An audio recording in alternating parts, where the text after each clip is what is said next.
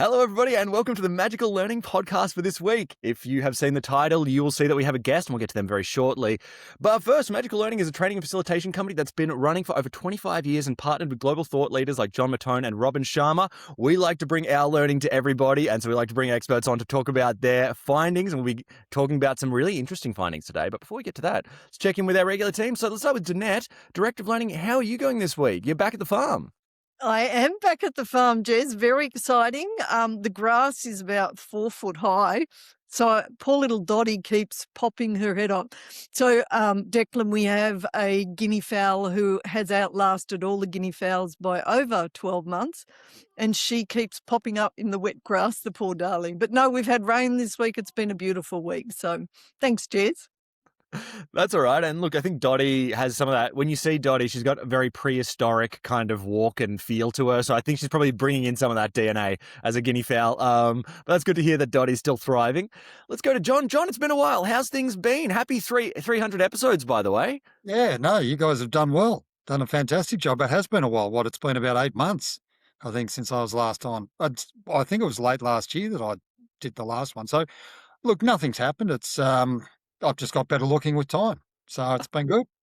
Well, that's all we ask for, John, is that your appearance increases. No, John, it's great to have you back. I think last time we were chatting to you, correct me if I'm wrong, but there was a magpie that was becoming befriended. Yeah. We brought up the family of magpies, so they had 3 chicks, and that was cool. So now they show up every now and again, but I'm waiting for spring to hit again and see what the next batch does. Right on. Well, that's very exciting, John. Love to hear that. That's awesome. And our guest, Declan Edwards, how's your week been?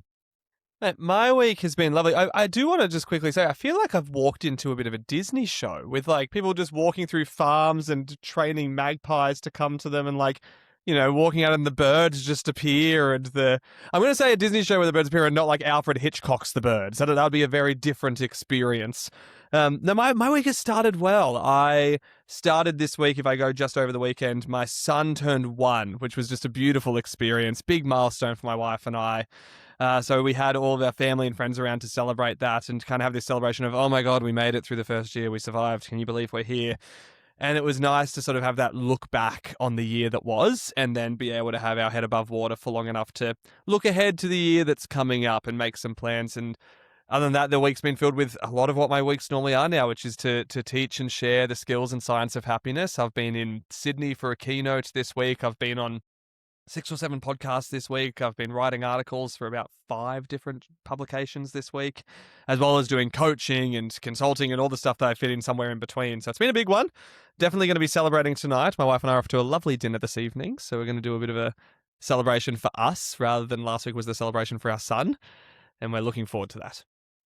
Well, Declan, I think that actually teases up really nicely for today's conversation because people will be able to feel the happiness kind of coming off you already through the mic or through the screen if you're watching on YouTube and Spotify. But also you as talking about you're a happiness kind of expert. You're out here giving people information about happiness and how to be happy, which is actually the title of your new book, which people can go check out, which is very exciting. So Declan, I guess before we kick off today's conversation, which I am so excited to get into, did you want to tell us a little bit about yourself for listeners that may be being introduced to you for the first time? Yeah, because I think it's a fair question that's probably on people's minds, which is what in the hell is a happiness expert? I know when I was going through high school, it wasn't something that was at the career fairs. You didn't get to walk through the career fair and go, oh, there's someone here talking about researching and teaching happiness. Maybe I should do that with my life. I stumbled my way into researching and teaching happiness as a skill set and science. And a lot of it was because I wrestled with happiness for a lot of my life. I tended to be the person who would pursue what I thought other people wanted for me. So recovering people pleaser, perfectionist, high achiever trap, very good at being a bit of a social chameleon. Like I could be what I thought others needed me to be. And the byproduct of that and consequence of it was, I think if you asked a lot of people I grew up with, was I happy? They would say yes. But when you asked me, the answer would have been no. It was like I could project this facade. I could play this role, which was very exhausting. And then at the end of the day, I'd sort of lie in bed and go, I'm really unhappy. And it wasn't so much that I was like, I went through chapters of life where I wrestled with anxiety and self-doubt and self-esteem issues, but it wasn't so much that it ever got to the point where it was like, clinical suffering, we might say, like being at the really low end of the mental health spectrum and the well-being spectrum. But I also knew that something was missing. Like part of me was like, it's not enough in life to just get by and survive. And I felt like that's what I was doing. I was ticking the boxes that I was told would bring me happiness. I'd do well in school. I'd get into uni. I'd get a relationship. I'd lose weight. I'd do these things. And I'm like, this is what someone told me would bring me happiness. And bloody hell, they haven't held up their end of the bargain. Life has not delivered me happiness on a silver platter. What the hell is happening? And this is when I found out about positive psychology as a field of research, which is dedicated, the last 30 or 40 years has been dedicated to studying happiness as something that we can nurture and cultivate and build. And I went, okay, maybe they have some answers that I didn't get in life. And off I went and fell in love with it and went, geez, maybe I can have a role in this because, and sometimes I don't know, people refer to me as a happiness researcher, happiness coach, happiness expert. Happiness philosopher was a recent one, which I thought was kind of fun. I imagined myself sitting around in a toga talking about happiness a lot. But I tend to think a lot of myself as a happiness translator. Like my job is to go, what is the best research in the world saying about happiness and well-being and how we create it and cultivate it? And then put that in ways that people give a shit about. Because quite frankly, even as a happiness nerd, I have been bored shitless by some of the articles I've read on happiness, right? I read academic articles and go, this is making me actively less happy from reading this because it's so mind-numbingly boring. But there's some gems in it. There's some really good stuff in the research. So, like, if you can put this in a way that is captivating, put it in a book, put it in a podcast, put it in a way that people go, oh, I get this and I can do something with it, then we will make the world a happier place. Then we will help people live happier lives. And that's been the last 10 years of my life now is dedicated to that work.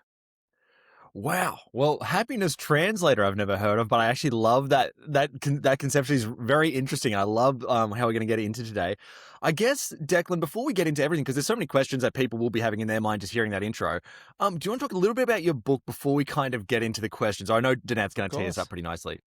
Yeah, so the book, How to Be Happy, has been the last 3 or 4 years of my life has been working on this book.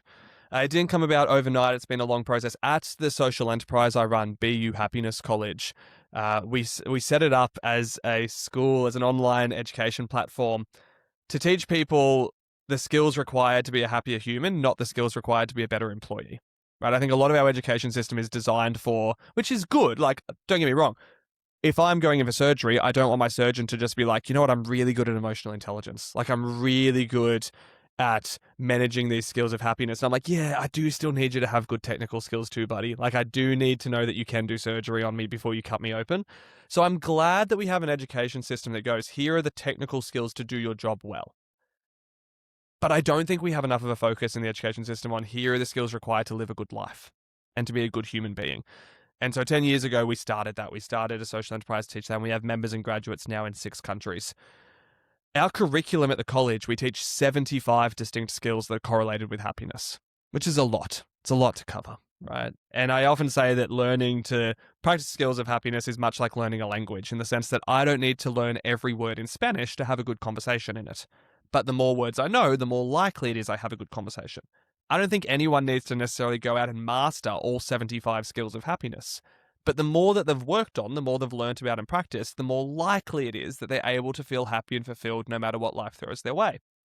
And so that was the background to it all. And I went, how do I democratize this? How do I make this more accessible? You know, we're talking about it on the podcast. We have a podcast called How to Be Happy. You know, I'm doing these keynotes now. I'm speaking at these conferences. I'm consulting for these great organizations. We've got all these people coming through the college. How do I make this more accessible?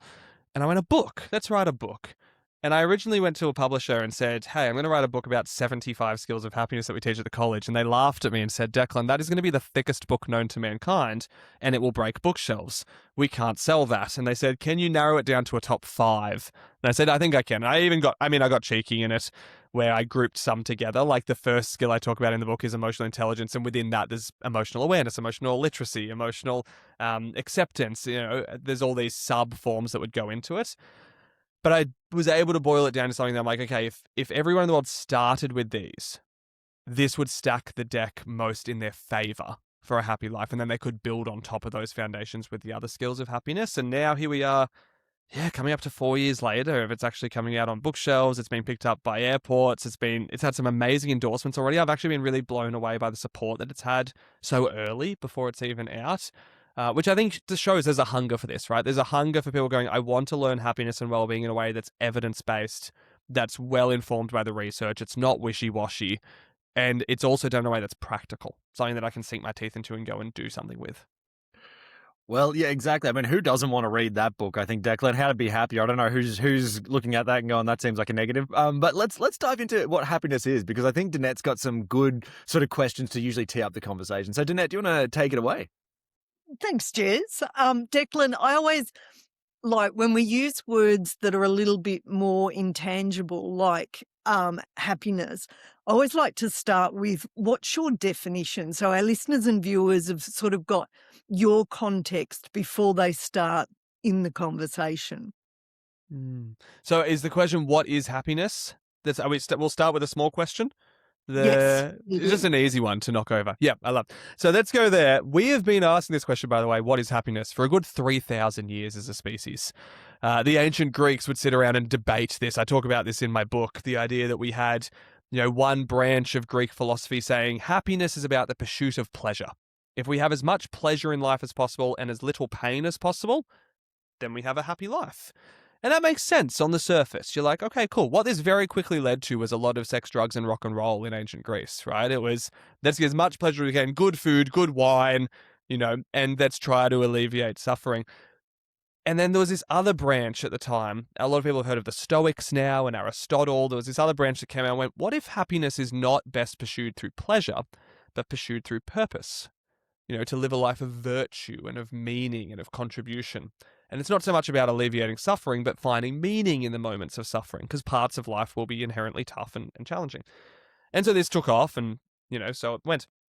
Even now, modern happiness research and modern well-being science, we love debating with each other as happiness researchers about what happiness means for 8 billion people on the planet. And I will say very clearly here to everyone listening to this, I am very grateful to now be referred to and seen as an expert in happiness, but I will never, ever, ever, and nor will anyone else for this matter, be an expert in your happiness. If anyone comes to you and says, hey, I'm an expert in your happiness and how you should live, you run the other way. That's a giant red flag. They're probably trying to sell you something that's very grifty. And we see a lot of that in the industry these days. I don't think I have some one-size-fits-all answer for 8 billion people. What I know from my research is there's a lot of things I know that make it more likely that happiness appears. Now, where I've landed personally is a bit of a blend. I think we can have happiness as pleasure and we can have happiness as purpose. Why does it have to be one or the other? Right? For example, something that brings a lot of happiness to my life is seeing live music. That is a very pleasurable experience for me. It's probably not much meaning and purpose behind it, but it's very pleasurable, right? And then there's a lot of stuff that I do that is very purposeful and meaningful, but maybe not so pleasurable. Parenting is one of them, right? And so there's all these ways that we can approach happiness in different forms. And the more we expand our range of happiness, and I talk in the book about the feelings wheel and going, hey, there's all these feelings that sit under the emotional umbrella term of happiness. Like happiness, a form of happiness is anticipation. A form of happiness is joy. A form of happiness is playfulness. A form of happiness is contentment. These are all expressions that would sit under the banner term of happiness. And that's what we're trying to cultivate. Where I've landed personally, when people ask me, hey, what's my definition of happiness? At this point in my life, and it may change, but at this point in my life, happiness is when I feel deeply content and fulfilled with who I am, where I am right now. And at the same time, I have something meaningful that I'm moving towards. Now, if either of those two parts are missing, it feels like a bit of a gap in happiness for me. So if I'm either not able to be really deeply content and grateful and satisfied exactly where I am right now, then I'm probably running the risk of falling into what we as happiness researchers call the hedonic treadmill or the happiness trap, which is I'll be happy when. It's like, oh, well, if I reach the next chapter of life, then I'll be happy. If I get the promotion, then I'll be happy. If I have this milestone, then I'll be happy. And we know that doesn't work because we get there and then we move the bar again, right? Happiness is always running away. We're always chasing. So I need to practice that contentment and gratitude and fulfillment for where I am right now as I am. But if I just stay there, I also feel like something's missing a little bit. It feels a little bit stagnant. So I still want something that's compelling to move towards because quite frankly, yes, I'm very deeply happy and grateful and fulfilled with the chapter of life I'm in, with who I am right now, with what I've got going on in my life.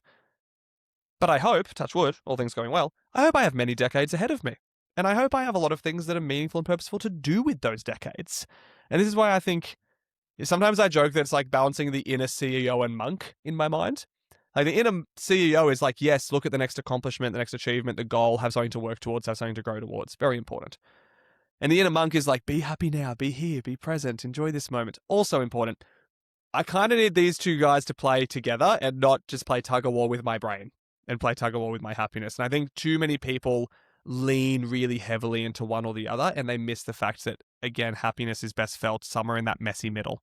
What a great answer. I love that. And I love that balance of the inner CEO and the inner monk. That totally makes sense. So then my next question is really just starting to prime people to think about, where your book comes in and stuff like that. What do people get wrong when they're actually pursuing happiness? So the first one, and probably the most common one, is what I alluded to before, the hedonic treadmill or the happiness trap, the I'll be happy when trap. And by the way, as a happiness expert, I still get stuck on this bad boy sometimes. Like, I'll have moments where I'm like, oh, why am I feeling dissatisfied lately? I'm like, because I'm gambling my happiness on this next thing. All right. And so it's very easy. For those listening to this conversation, whatever you put at the end of that sentence, I'll be happy when. And geez, as human beings, can we put a lot at the end of that sentence, right? It's like when I'm in the relationship, when I'm out of it, when I get the promotion, when I make more money, when I take the holiday. I had two people, I asked people to shout out their answers to me at a conference I was speaking at. And within a minute of each other, maybe within 10 seconds, I had one person say, I'll be happy when I have kids. And then someone immediately said, I'll be happy when the kids move out of home finally. Like, I just found it so funny that as human beings, we're always chasing this next thing that we think will bring happiness. And it doesn't. And I think that comes back to, we've been sold and told this idea that happiness is the byproduct of achievement. And I think in capitalistic societies, this is very common. This idea of when you achieve enough or when you have enough success, then you get to be happy. But all the research shows that doesn't work. And I think we know that intuitively. Like, when we actually sit with it and spend a bit of time soul searching on it, we know it doesn't work. I now believe that, for the last, at least since the Industrial Revolution, we've had the relationship between success and happiness fundamentally backwards. It's actually when you are happy and looking after your well-being and your happiness skills, you think more clearly, you make better decisions, you show up as a better version of yourself, and lo and behold, you're more likely to get the promotion, the pay rise, the relationship that's fulfilling. You're more likely to get the success because you led with these skills of happiness, because you led with things that allowed you to show up as the best version of yourself as often as possible. Again, knowing that you're going to still stuff it up and not nail it all the time. I think that's why I like thinking of happiness. To answer your question, I think people treat happiness as an outcome, and I think of it as a skill. It's something that I practice over time. It's something that there are certain things that I can do that make it more likely that I will feel happy in my life, and there are things that I can do that will make it less likely that I feel happy in my life. My job, even as a happiness coach, when people come to the college, whether they're working with me or with one of our team, we can't guarantee happiness. We can't force people to be happy. Geez, if I found a way to do that, maybe I would be the world's first trillionaire, right? Instead of Elon Musk, who knows? I'm not even sure I'd want that, to be honest, as a little aside. But my job's not to force happiness upon anyone or guarantee it. My job's to make it more likely that happiness shows up, more likely that happiness is experienced, more likely that happiness occurs. And so many of the skills that I talk about in the book and at the college, be it empathy, resilience, emotional intelligence, introspection, all these things, it's like, if you do this, it makes it more likely. But it also, like any other skill, means it's going to take time. I've never met someone who picks up a guitar once and goes, right, time to be Jimi Hendrix.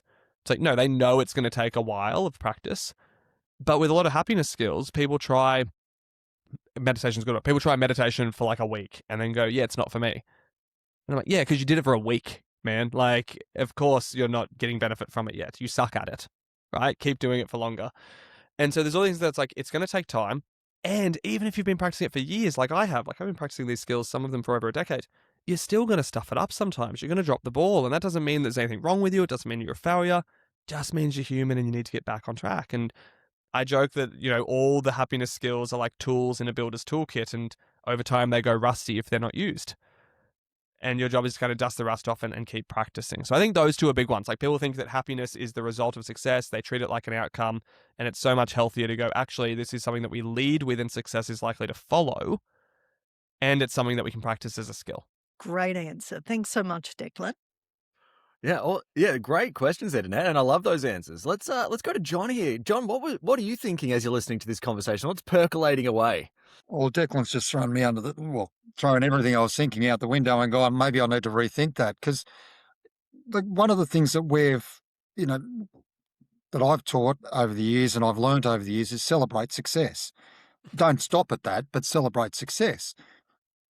But should you be, how much effort should you put into that? But should you also be celebrating those failures? because it's all part of that learning. I think it depends on how you define success and failure. Yeah. Right, there's a great philosophy, the idea that nothing is good or bad until our mind says it is. Yes. And there's even a good, I think I share this parable in the book. I might have included it in there. I'm not sure if it made the final cut. But there's this old Chinese story about a farmer and his horse. And basically there's this story where this farmer has a horse and everyone goes, oh, you're so wealthy. You've got a horse. Like, this is fantastic. And then the horse runs away one day. And all the villagers come to the farm and go, oh, we're so sorry to hear about the horse running away. This is terrible. This is a failure. This is bad news. Like, why wasn't the gate repaired? And like, there's blame and judgment and shame, and it's a failure, and everyone feels bad for a few days. And then a few days later, the horse comes back with 2 wild horses. And everyone goes, oh, what success, what joy, what accomplishment, what a fantastic thing. You must be so happy and proud. And each time after this, the farmer's kind of stoic. The farmer goes, maybe. Like, we'll see how it plays out. And then his teenage son, is breaking in the wild horses and, training them to be domesticated. And he falls off one of the horses and breaks his leg. And so again, all the villagers are like, oh, what a shame, what a failure, what a problem. Why did you take the wild horses in? You should have known they were dangerous and sent them away. And again, the farmer goes, maybe, we'll see. And then in this story, China goes to war. And the military comes around and conscripts all able-bodied men to go fight on the front line. And the farmer's son is spared from the traumas and challenges of war because of his leg. And again, all the villagers gather around and go, what good fortune, what good luck. And I just love this story and this idea of like, we do not know if things are going to be good or bad or success or failure at the time. I've had so many moments in my life and career. Actually, I'll share one of them. The amount of people who say to me like, hey, how much did your career blow up when you did a TED Talk? And I was like, can I be honest? Not at all. Nothing changed. And when I got it, I thought it would. When I finally got offered a TED Talk, my brain was like, oh my God, I've made it. I'm such a success story. Look at me. I get to stand on the red dot and talk about happiness. This is going to blow me up. I'm going to be the new Simon Sinek and, Brene Brown and, world speaking to us. And not much changed, right, in the grand scheme of things. I've had other moments in my career and life that felt terrible at the time. And I went, I have no idea how this is going to be good and how this is going to work in our favor. And then years later, I look back and go, that kind of had to happen for this to happen. And then that ended up really good. And so to your point, like, yes, celebrate when things go well. I think that's an important skill. Don't just gloss over them. But also be very mindful about how you define success and failure, because those are probably very changeable terms. Yeah, no, I don't disagree. I think they are very changeable terms. And, another saying that I've always liked is if you're nothing without it, you'll be nothing with it. And it's like, you don't need $1 million. You don't need $1 trillion. You don't need a brand new car sitting. Like, yes, what is success? What is failure? And that's very subjective, depending on the day, the time, the week, the month, who's saying it and all that. And I think if we zoom out enough, sometimes it's a perspective builder. Yeah. I'm going to hazard a bet that anyone who has the accessibility and resources and time to listen to this conversation, if you zoom out enough, is probably in the top at least half of the global population. Like, you're probably already doing pretty damn well in life if you have the ability to listen to a podcast and a conversation about happiness. Like, let's be honest with each other.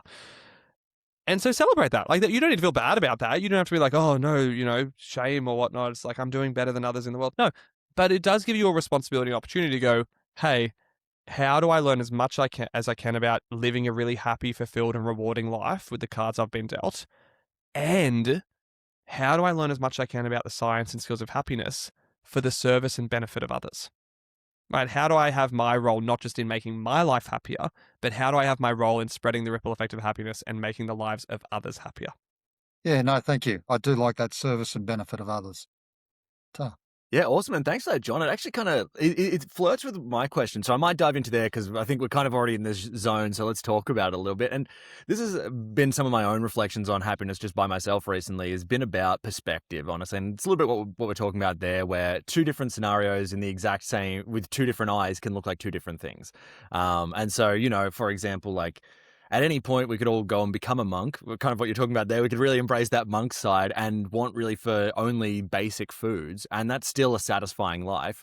Or you can have a lot of money and there's some other element of satisfaction that can happen there, but they're different, and they're different sort of pursuits, as you were talking about here before, pleasure and purpose and what have you. And it's sort of, yeah, it's reminded me a little bit about like when I was trying to learn how to shoot 3-pointers. I remember thinking at the start in basketball, I remember thinking at the start, like, I'm never going to be good at this because I'm trying and I'm missing everything. And Steph Curry, when he started, I bet he wasn't doing this. But that's such a wrong way to look at it because he's practicing thousands of shots a day. This is probably my 300th three I'm ever trying. But I was looking at myself and comparing myself to him and going, well, I shouldn't even pursue this because I clearly don't have the natural talent, right?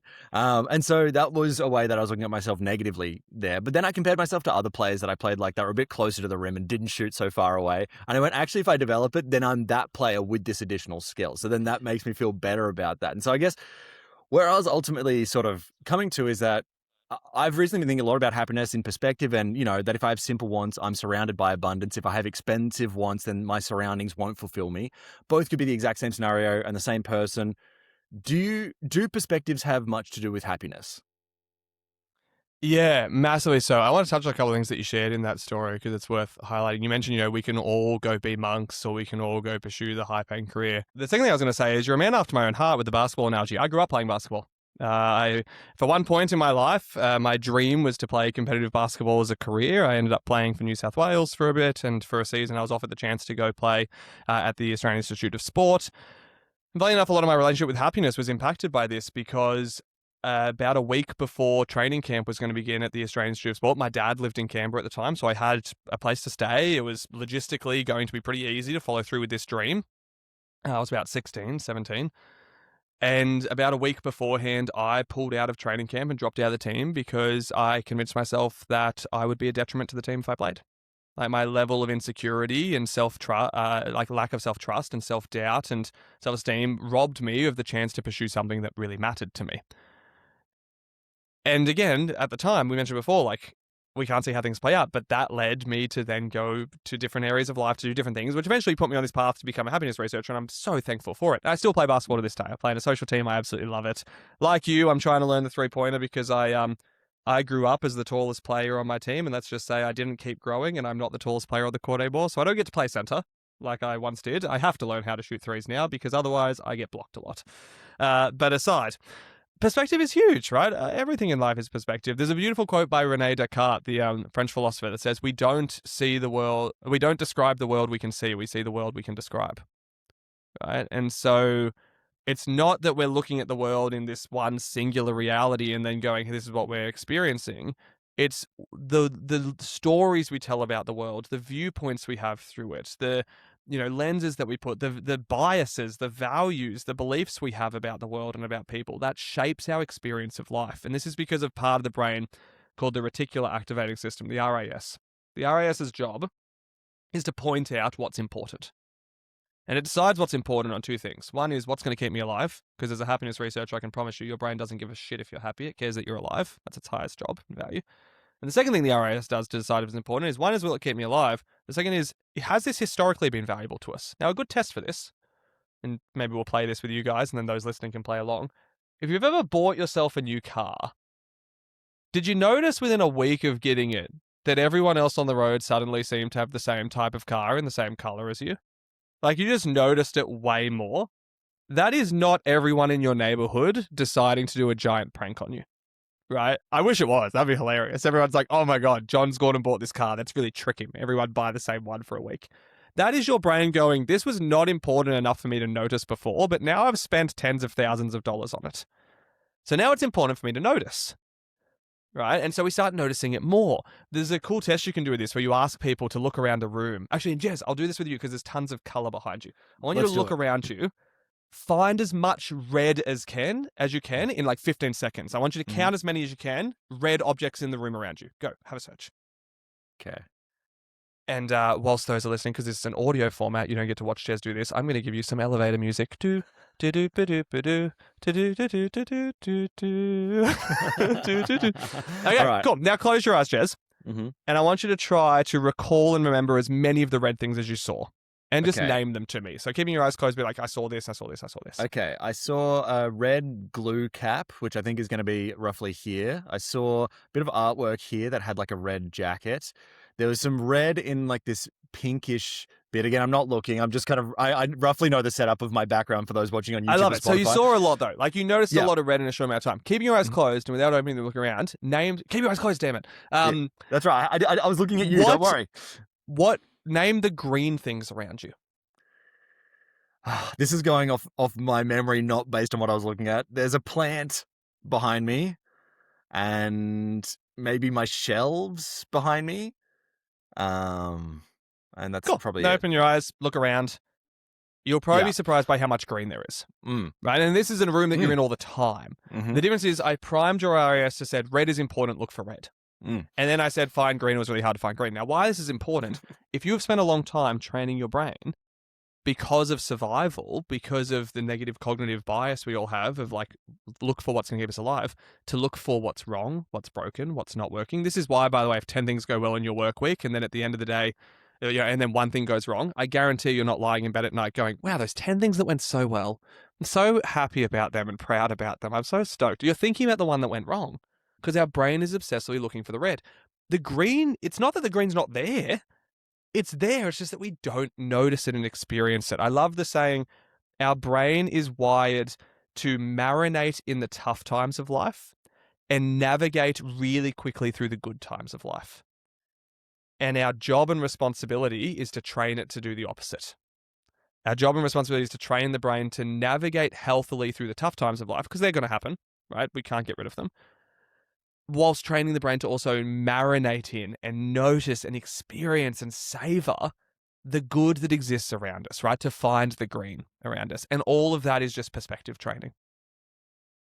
Wow. Well, thank you so much for sharing all that. And it actually just leaves me with kind of one question, because obviously, like, I love basketball. I actually was a court announcer for a while for Coburg Giants, so VJBL or whatever. Declan, I actually want to talk about, because you've done so much study on happiness, and actually one thing that I noticed within even sort of semi-pro basketball was the retirement. And you were just talking about that as an interesting inflection point in your life, because for a lot of these people it's a defining part of who they are. Especially where you would have been heading to the AIS, it's a huge part of what your identity was. And then this happens to every athlete that retires, as they go through a bit of an identity crisis where they are no longer defined by that skill, but they still need to find happiness. And it happens to a lot of people. It's not just athletes. It happens to people that want to change careers, things like that, different inflection points in your life. So I guess with all the experience you have now and that experience you had at such a young age, how do you reflect on that? And how have you built up skill and understanding to be able to navigate such a big change?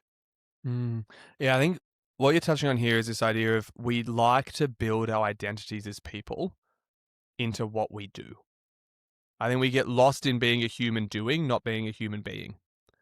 And I still fall trapped to this, right? When you ask people, the first question when you meet someone new at a barbecue or whatnot at a social event, one of the first questions we ask people is, what do you do? And it's because we're trying to put an identity on them, right? We have this idea of, okay, if they do that, it means this.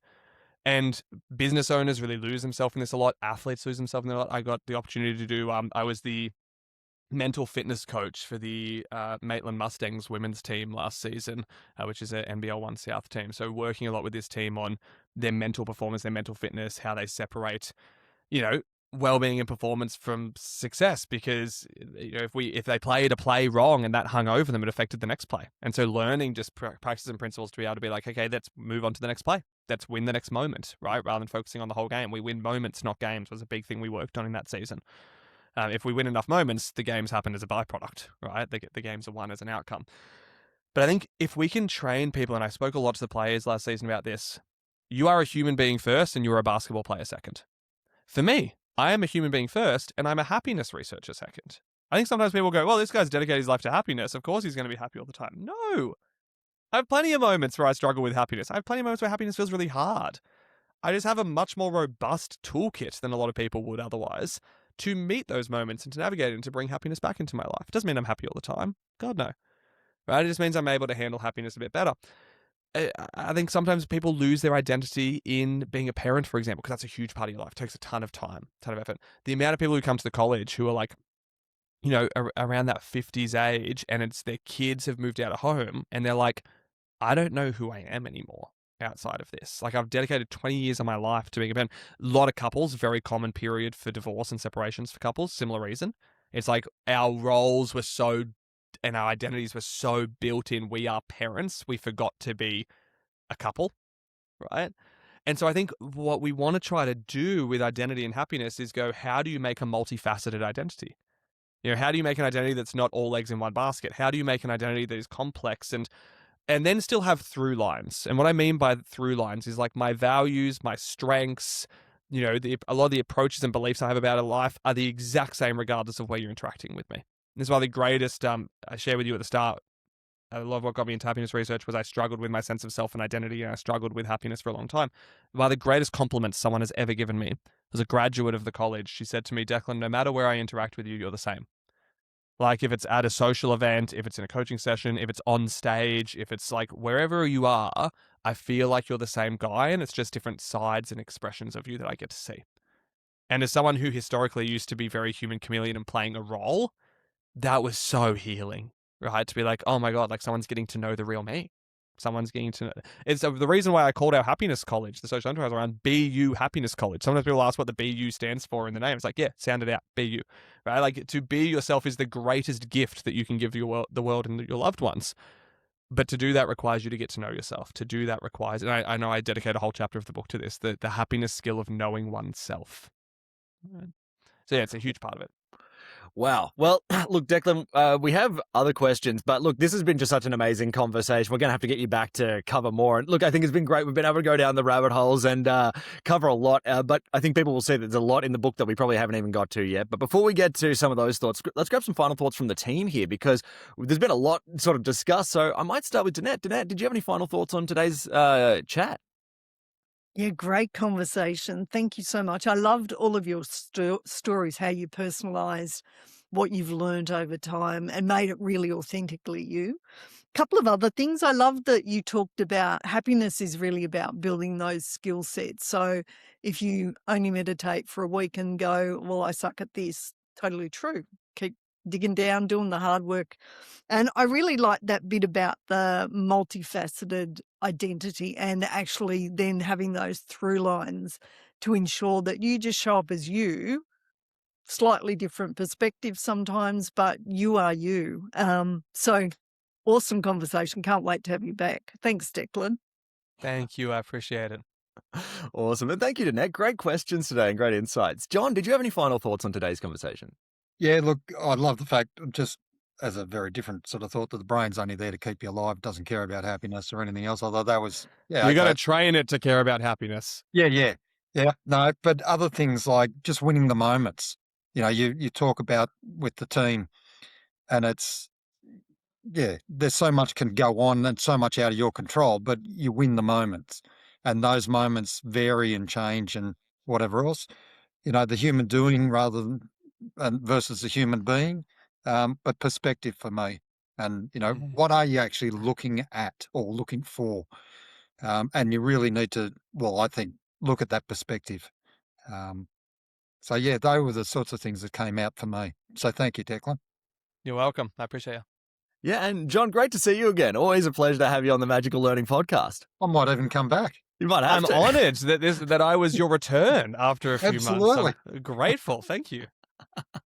Awesome. And yeah, look, Declan, I also took a bunch of notes and, just I think you've shared so many great stories, everything from just education being focused on technical skills. There was a little bit of a mini light bulb moment where I went, hold on, yeah, we've got to pick up all these other skills kind of ourselves. And you're a great place to start for that with your podcast and book, of course.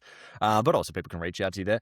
But I wanted to kind of get something into dissatisfaction, which I was thinking about and I didn't quite cover, but I wanted to get your thoughts on this just as a final thought from me is, when you're talking about dissatisfaction and people both having a goal for their sort of career and professional life, but also working on things that they want to work on themselves outside of that, sort of made me think a little bit of social media and I guess a YouTube algorithm, which is that to some degree, those are neutral platforms that have algorithms that guide people. But if you approach those things with an intention, like say I go to YouTube looking at how to fix a sink or how to build a house or something, I don't necessarily have to get guided by that algorithm. That's me choosing that. And so I can feel better as opposed to a algorithm selecting videos for me, which is not me guiding it. And so I may feel more dissatisfaction because I'm not actually pursuing something that I'm aiming for. But yeah, that was my final thoughts. Declan, did you have any final thoughts today? Yeah, well, I'll touch on that one. What you're describing there is about being in the driver's seat for your happiness and your development, right? To not be a passenger to it. I think Brene Brown talks about this really well. She talks about the idea of like, be courageous enough to get in the ring. Right. And look, as I've done more and more of my work and I become more and more of a public figure, inevitably that attracts a lot of people who are sitting in the cheap seats of life, talking shit online and getting in the comments. And quite frankly, if you haven't been bold enough or brave enough to do something that matters, I don't give a shit what you think about what I'm doing. Right? Like, I will listen to the people. And you know what I've noticed is the people who have been bold enough and brave enough and courageous enough to go after something that matters to them are the least likely people to criticize you. Right? They may push back in a healthy way. I've had people be like, "Oh, I'm going to challenge your approach to happiness there," and I've been like, "Oh, tell me why. Send me some research." And they send, I'm like, "That's research I wasn't aware of. That's interesting. Yeah, cool. That has shaped how I think about happiness." Like, but they'll do it in a way that's like, "I'm on your team. I'm not here to put you down. Right? I'm trying to hold you to a higher standard and support you." Or they'll just be very congratulative and celebratory. And so this idea of like, don't be a passenger to life, right? Like, and worse, don't be an observer of it. Don't be standing on the sidelines, letting life pass you by and watching other people live. Like, I think within all of us, we have some form of look, whether you call it gut instinct, intuition, soul, God, whatever you want to call it, right? I'm not particularly religious. So I'm like, whatever name you want to put on this, put it on it. There is something in all of us that tries to nudge us towards a happy and rewarding and fulfilling life. And for a lot of us, we just don't bloody sit down long enough to hear it, or we don't have the courage to follow through on it. The best decisions I've ever done in my life and made in my life have come from listening to that inner nudge and going, guess I'm going to give it a go. I don't know how it's going to work out, and I may suck at it for a while, but I'm going to give it a crack. And so for those listening, whatever the nudge was for you, like chances are, my hope is you have heard something in today's conversation that you're like, I needed to hear that. That is your nudge. That is whatever landed with you as an individual is that nudge going, hey, follow that, pursue it, learn more about it, dive deeper into it, do something with it. Don't let that learning just end at the end of this podcast. Wow. Well, Declan, I know that you've just said don't let that let that learning end with this podcast. And so let's actually direct people to where they can learn more from you. So you mentioned before you've got a podcast called How to Be Happy and you've got a book called How to Be Happy. But beyond that, where can people get access to those and where can people reach out to you? Yeah, so podcasts on all podcasting platforms, wherever you're listening to this one, if you search How to Be Happy, Declan Edwards, you'll see that pop up. We actually, as a social enterprise, we also pay to preserve 1 square meter of rainforest for every new subscriber of the show. So if you go and subscribe to the show and you like it, not only are you doing good for yourself, but you are playing a part in making the world as a whole a little bit better, which is a big part of our philosophy as an organization. The book, now out in bookstores all around Australia. If you're listening to this after August 2026, it's also in bookstores around the world. You can order it through Amazon or Booktopia. If you're an audiobook listener on Audible, you can get it. Just search How to Be Happy. I joke with people that it's in all good bookstores, so if your local bookstore's not stocking it, tell them they're not a good bookstore and to do better and to order a couple of copies in. A little bit of peer pressure goes a long way in making happiness more accessible to everyone. But other than those two formats, obviously, social media platforms, if you search, I've been told recently, if you search That Happiness Guy, I appear, which is hilarious to me. So search for That Happiness Guy or Declan Edwards, you'll find me there. And if you want to learn more about coming to a college that's dedicated not to technical skills to make you a better employee, but to the human skills that make you a happier and better human being, check out BU Happiness College. You know, we've just put out, not only we've had coaching for years, but we've put out our first short course, which is the Certificate of Happiness Studies. Later this year, we're putting out a Diploma of Happiness Studies and an Executive Diploma of Happiness Leadership as part of our commitment to making what we do so much more accessible financially and time-wise for people. So if something in this got you curious and you're like, I think I want to go deeper in this, definitely check out those short courses on the website. Well, Declan, I think that even if people subscribe, they can make themselves happier there to your podcast, but there's so many ways they can learn to be happier. And I think that you're right. Start building those skill sets and you're a great place to start with that. So thank you so much for being on today. We've loved having you on.